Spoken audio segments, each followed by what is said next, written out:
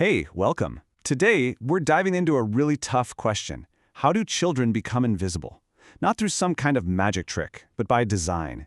We're going to see how choices made almost 100 years ago are still deciding the health, the wealth, and the future of families in cities like Cleveland, right now. This sentence right here, it just cuts right to the bone, doesn't it? It reframes a city's biggest problems not as some sad, unavoidable accident, but as the expected result of a system doing exactly what it was built to do.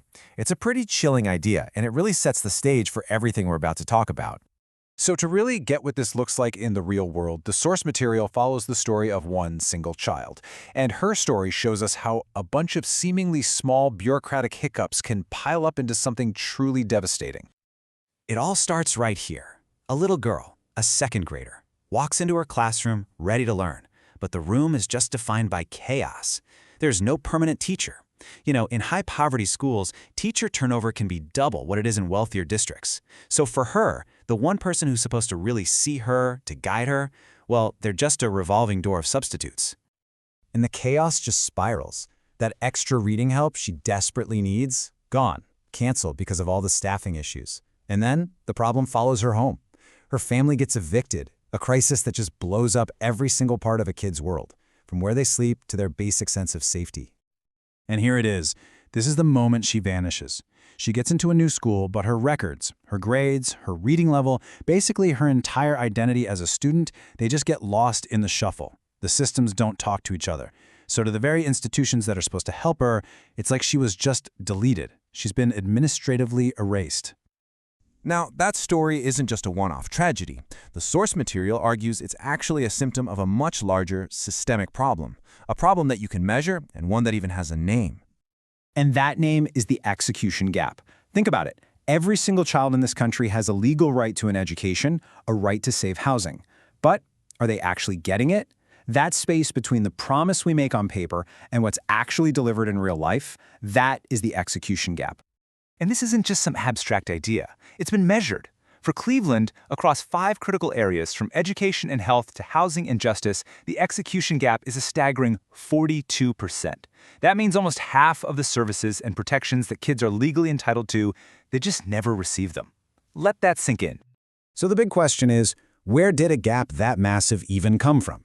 How can a system fail so many people so consistently? To find the answer, we have to go back in time, nearly 90 years, to a government policy that drew lines on a map, lines that, it turns out, are still defining life and death today. Okay, so back in the 1930s, a federal agency, the Homeowners Loan Corporation, or HOLC, drew up these color-coded maps of cities all across America. The whole point was to decide which neighborhoods were a safe investment for mortgages, and neighborhoods with Black, immigrant, or Jewish families were almost always outlined in red. They were redlined and officially labeled as too hazardous for investment. This basically choked off access to home ownership, which was, and still is, the #1 way to build wealth in America. And this slide, this is the one that just stops you in your tracks. On the left, you've got that redlining map from the 1930s. On the right, a map of today's crisis zones in the very same city. The overlap is just uncanny. We're talking a statistical correlation of nearly 0.82. In plain English, that's an almost perfect match. The lines of disinvestment drawn 90 years ago are the exact same lines of poverty, lead poisoning, and failing schools today. The ghost is still in the machine. This quote just nails it. When you starve a neighborhood of investment, it sets off a chain reaction. Property values plummet. That erodes the tax base that's supposed to fund schools. The infrastructure, the pipes, the roads, they all start to crumble. Poverty gets concentrated and it gets locked in, passed down from one generation to the next. The erasure wasn't just a one-time thing. It created a feedback loop that's still running today. So let's look at what that self-perpetuating cycle actually looks like for a kid living in Cleveland right now. The numbers show a crisis that weaves its way into every single part of a child's life. Let's start with health. In Cleveland, nearly 16% of kids who get tested have elevated levels of lead in their blood. And we have to be clear, lead is a powerful neurotoxin. It causes permanent, irreversible brain damage. It impacts IQ, the ability to pay attention, and behavior. And just to put that number into perspective, that is more than 6 times the national average. This isn't just a local issue, it's a public health catastrophe, and guess what? It's concentrated in those exact same historically redlined neighborhoods with the old houses and decaying lead pipes. And that health crisis? It bleeds directly into the education crisis. All that lead exposure has a real cognitive cost. Right now, only 8% of Cleveland's 4th and 8th graders are proficient in reading. The national average is 25%. This isn't about the kids' potential, it's about the crushing weight of underfunded schools combined with environmental poisoning. In this chart, this is maybe one of the most heartbreaking indicators of this whole systemic failure. In the very same county, a black baby is nearly 3 times more likely to die before their first birthday than a white baby. This isn't about individual choices. This is the accumulated weight of everything we've been talking about.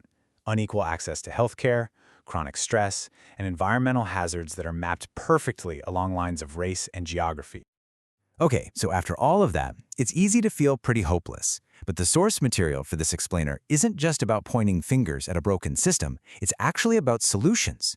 It lays out a clear blueprint for what it calls repersoning, a way to redesign our systems so they can finally learn to see every single child. The blueprint has 4 main pillars. Number 1, invest in teachers. Pay them competitive professional salaries, especially in the toughest schools, so you can attract and keep the best educators. 2, go right to the source of the health crisis and mandate and actually fund the full replacement of all lead pipes. No more half measures. 3, protect families when they're at their most vulnerable. Guarantee a lawyer for any family facing eviction. And 4, use data to see, not to punish. Create public dashboards that track that 42% execution gap and hold our systems accountable in real time for closing it. And that brings us to the final, really profound question here. The argument is that being a person isn't just something you're born with. It's something that is either recognized or denied by the institutions around you.